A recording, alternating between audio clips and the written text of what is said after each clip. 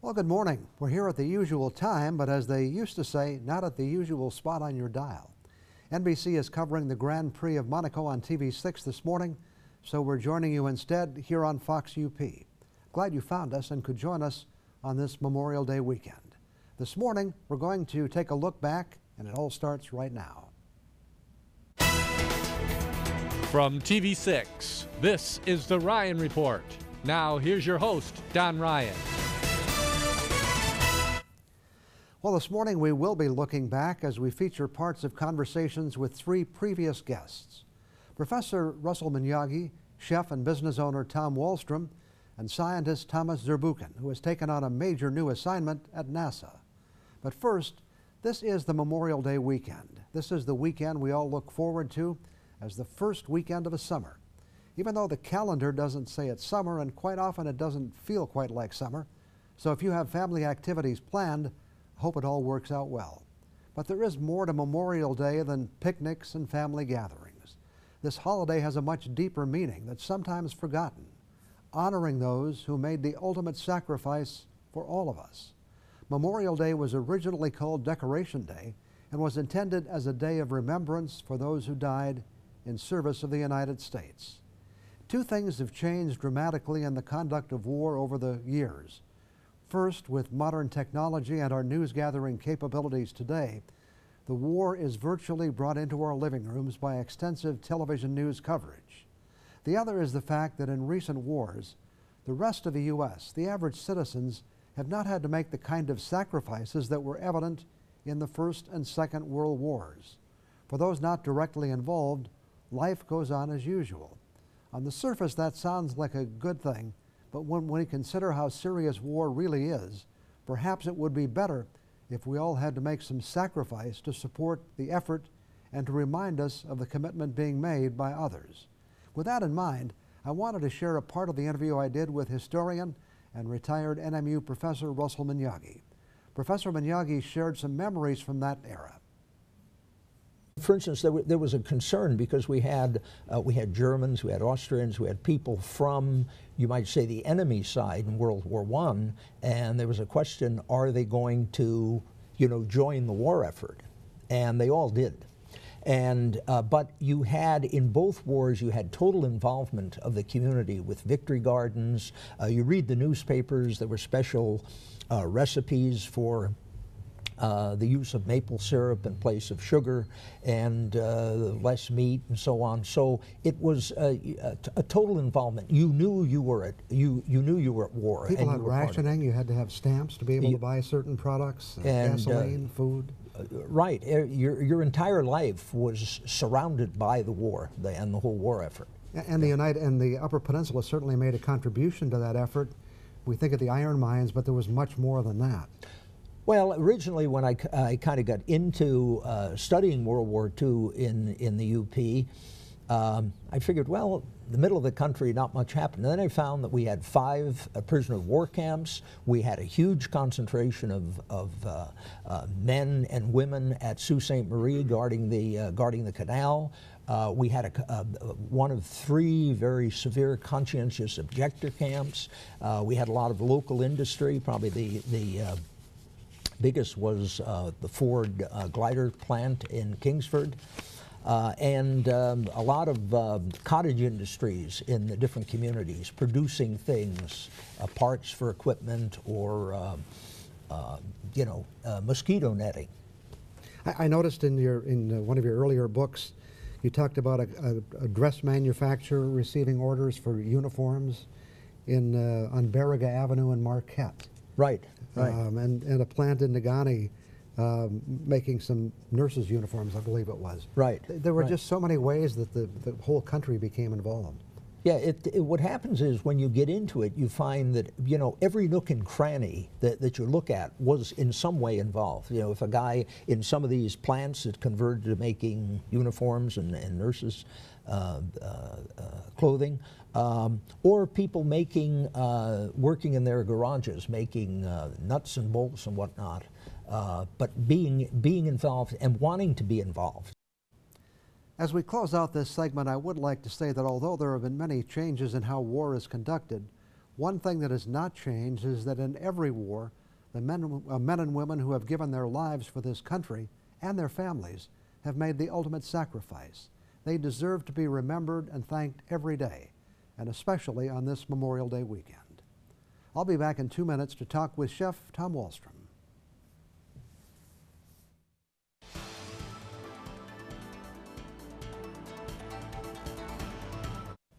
Well, next up, we're going to revisit a conversation we had with Marquette chef and business owner Tom Wallstrom. You know, Tom and his wife are the owners of Elizabeth's Chop House, a Marquette fine dining restaurant. As someone who's lived here for a long time, it's been fun for me to watch how the restaurant scene has changed over the years in Marquette County. So we shared some of those memories with Tom Wallstrom, whose family has been in the restaurant business for a long time. My dad, who was a prison guard at Marquette Branch, was in the military, landed on Normandy Beach, D-Day, all of that stuff, came out of the war and started a restaurant as a partner. Still went back to being a prison guard, but got into the restaurant business as a partner. That restaurant was called the PX, memory of the war, and it's known today as the Coach Light. Really? Yep. Wow. Yeah. So that it goes back that far. 1946. And I think I was thinking Wallstrom's came around about 1960 or so, didn't it? 1962. Okay. And in between that, there was a motel that he built, the Parkway Motel out in Harvey, and that had a little coffee shop in it. Okay. So the restaurant has continued all the way through. Yeah. Yeah. One thing about it, you know, the Wallstrom's has closed. Right. You know, the Northwood's closed, the Midway closed, the Chalet closed. You know, they were all kind of restaurants of a similar genre, I guess you could say. Exactly. Garden Room was in there. Garden Room. Yep. What happened to that kind of restaurant? I'm not sure. It was a great era. It was a lot of fun, and we all had fun with each other. We all got along really well, a lot of camaraderie. And maybe just the proliferation of restaurants in general. You know, we used to have a great audience from Negaunee and Ishpeming, where pulling people from that far away, you knew their name because they were there every week. Sure. You know, then it got to be where there was a gauntlet of restaurants that they had to get through to get to you. Right. I remember finding it amazing talking about the Garden Room one day after it had closed and everything, and somebody said, but it's just so far out of town. It's a mile, maybe. Yeah, right. But that was the mindset. It was just so far out of town. And I don't know if it was the style. You know, the Northwoods and the Midway kind of set the tone back in the day. And Wallstrom's had a fine dining menu for a while, as did the Garden Room. And they all did well. Yeah. But didn't survive. Didn't survive. But you and your wife decided, what, about 8 years ago or so to, well, even a little more than that? We dreamed about 22 years ago Okay. that someday we were going to have a fine dining restaurant. Okay. And 8 years ago it came to fruition. But Was it the timing of finding the right location, or did other pieces fall into play? What? all of that. The original dream was a place called Tommy's by the Lake, and it was going to be a fine dining restaurant. We got into the Tommy's that is now Jeffrey's, and obviously that wasn't the right locale for a fine dining restaurant. We called it Tommy's and went with the family concept, never losing sight of the dream, and kept looking for the right location, and we went through a bunch. We always had our sight on where we ended up, which was the old Shamrock. You've selected the fine dining category, you know, and that's a challenging category, isn't it? It is. It is. You've been successful at it, others have not. What makes the difference? You know, we were chasing a dream, and I think the difference is passion, commitment to quality and service, and not ever being willing to yield to the pressures that might make you want to change that. And I've had guests come up to me and kind of take me by surprise and just say, you know, thank you for never diminishing the quality of your product or service. And my response is, thank you for noticing. Right. Yeah. So you kind of have to go all in or not to make it work, right? You can't be halfway there. No, our commitment when we started was we were going to do this the way that we think it's supposed to be done, or we're going to fail. One of the two. We're not going to compromise on what we think. And thankfully, it's been good so far. And part of this is not just the way you cook the food, but it's the food you go out and buy, right? Oh, absolutely. You have some unusual pork and steak selections. This on is your where I menu. start to get excited, is talking about the different types of food and why it's different, you know. Not all things are created equal. Not every Angus is wonderful Angus. Just Right. because it had some black on the face, you know, doesn't make it a great steak. Same with Kobe beef. Just because it's Kobe, there's really fantastic and there's really not so fantastic. Let's put it that way. Yeah. But I source food from all over the world, and it's exciting and it's fun, and I think it's entertaining to our guests. So. Now, I think I noted that one of the steaks you serve, there are only 2 per steer. The bone-in tenderloin. Yeah. Yeah, and the easiest way to imagine that is on a porterhouse steak, everybody likes that tenderloin side, but it's not big enough. So Right. this is all of that is, but it's 12 ounces of that. So you Okay. can imagine the cattle starts to get smaller as you go down the line. Yeah. You know, so, but you mentioned the pork also, and it takes me about 2 weeks from the time I order it to actually get that in the door. It's a Duroc-sired pork, very strict requirements for how it's raised and everything else, and they don't slaughter it until I order it, and it eats like probably no pork you've ever had. It eats like a steak. It's fantastic. Talking with Tom really made me hungry. I enjoyed sharing those memories from the past as well as learning about the challenges of the restaurant business today. I'll be back in 2 minutes with Thomas Zurbuchen.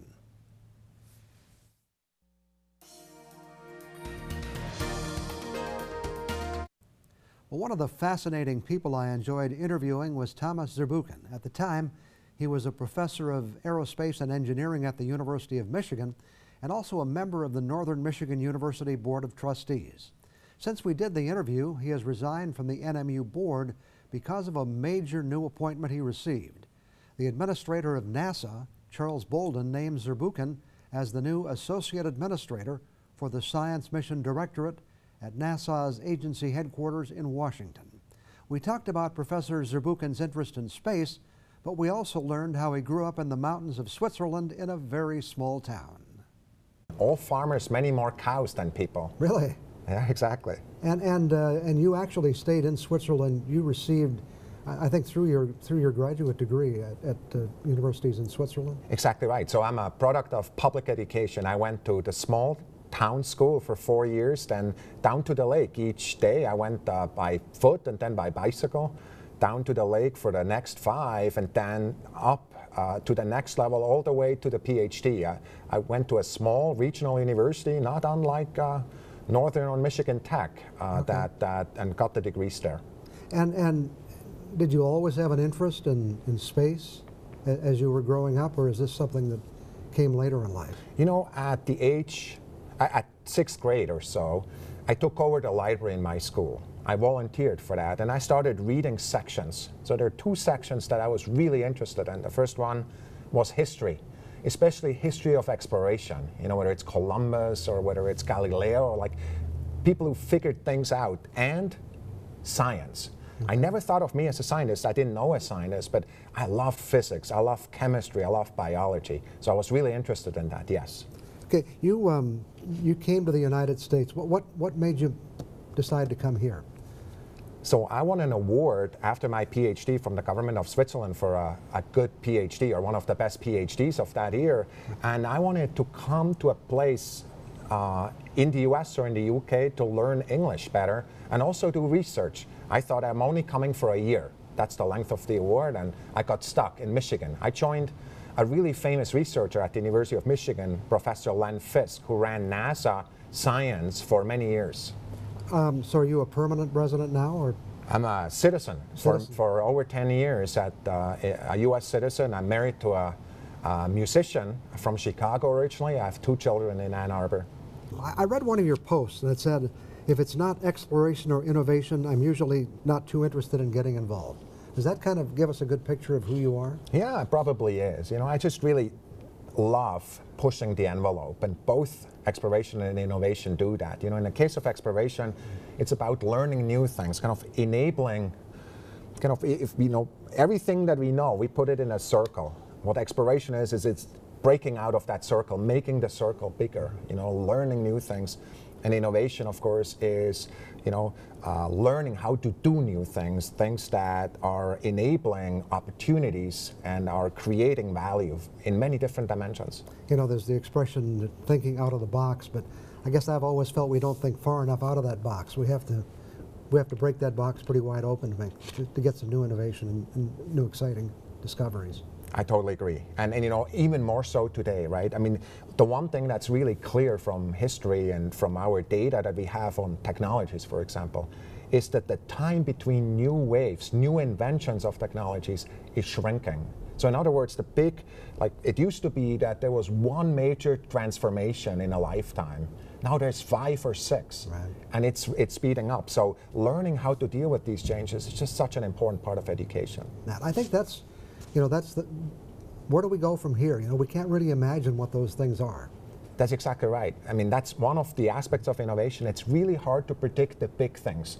What's always easy to predict or easier to predict is the small things. So some of these also seem big, but you know, I would predict that on a time scale of 5 to 10 years, your car will make a lot of decisions that you currently make. For example, the car will make a decision not to hit a tree if you drive up to it. Okay. It basically will stop you. Well, why do I know? We already have the technologies. There's some car manufacturers that are already doing it. It sounds still pretty crazy, but we're getting there. Well, would it be fair to say that many of the innovations have come out of the space programs? There's a number of innovations coming out of the space program that relate to clothing, that relate to propulsion, that relate to materials, and so forth. Many come from that. Many others come from entirely different programs, right? The internet came out of the military, and it came out of energy. You know, if you look, many of the standards came out of energetic particle physics. You know, it's like, wow, how do they relate? Well, these people, these innovators, solve problems that were really, really hard, where the solutions that they were given at that point were not possible, they were not sufficient. So they had to reinvent, they had to leap beyond. And so yes, the space program is such a piece. I think there's many opportunities for innovation that relate to the environment, to resources, and so forth. Are you concerned by the fact that the U.S. appears to be cutting back on its commitment to space exploration? Yeah, I am concerned about this, and I'm concerned really at 2 levels. The first one is, the question you should ask, do we have the most ambitious, the most interesting and important space exploration program right now? And the answer probably to that question is, we're doing some really interesting things, but probably not. And then the other question is, why do we stop support? Why do we slow support? And of course, that's a cycle, right? It goes back and forth. Like you do less, you play it more safe, and you cut down a little bit more, and so forth. If you look at basic numbers on the research side, which is where I'm working, the funding over the last 10 years have been approximately constant. So it hasn't been cut in a large percentage fraction. But I think the biggest challenge, I would say, is that as a nation, we're really struggling to find the purpose of that program. So really to elevate the visibility and elevate the thinking and the innovative ambitions, that's what we're currently struggling with. I should emphasize that Zurbuchen's comments about our space programs were made before he took on his new assignment. You know, based on our conversation, it's clear that NASA could not have chosen anyone better to take on this assignment. I'll be back with some closing thoughts in 2 minutes.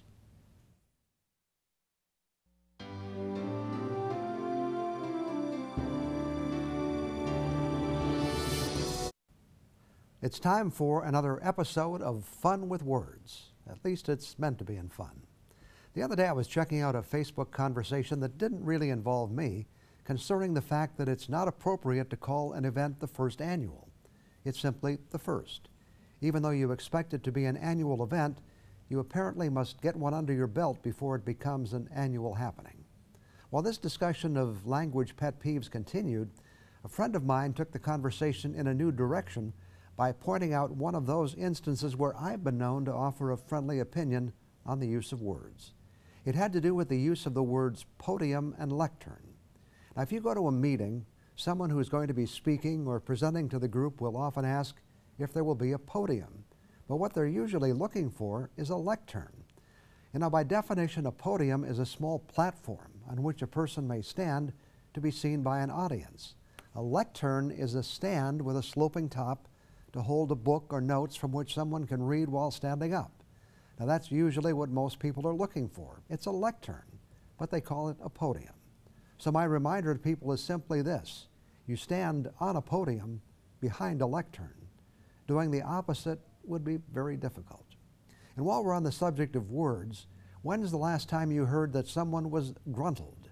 Now we often hear about a disgruntled person doing something to express their anger, but do we ever hear about gruntled people? The prefix dis, D-I-S, usually precedes a common word like dissatisfied or disappeared. But is there a word gruntled? I did a lot of research on this one. I don't know why. And the main answer I found said that the word gruntle is not in normal usage, and it's used only humorously as the imagined opposite of disgruntled. I know that's true because the spell checker on my computer underlines the word gruntled if I try to type it. Nevertheless, the next time you're having a really good day, just tell the people around you, I feel really gruntled today. Be interesting to see what reaction you get. There are other words in that dis category. Disheveled is one that comes to mind. It means untidy or disordered. Nevertheless, it's not appropriate to call someone shoveled who is tidy. Again, there's no such word. And then there's the word or lack of a word, whelmed. We often hear that something or someone was overwhelmed or overwhelming, or underwhelmed or underwhelming. But it seems like we're never simply whelmed. With whelm or whelming, there just doesn't seem to be a middle ground. We're either over or under. Well, I hope you weren't disgruntled or underwhelmed by my comments today. I'm hoping that everything was just hunky-dory. Now, where did that expression come from? I'll be back in a minute. Well, that's our show for today. Next week, we'll be back at the same time, but at our regular spot on TV6. Keep in mind that if you miss this show, you can always catch us on the internet at uppermichigansource.com, a good place to find the latest news 24 hours a day. Well, thanks for joining us today. Hope we can look forward to seeing you again next Sunday morning.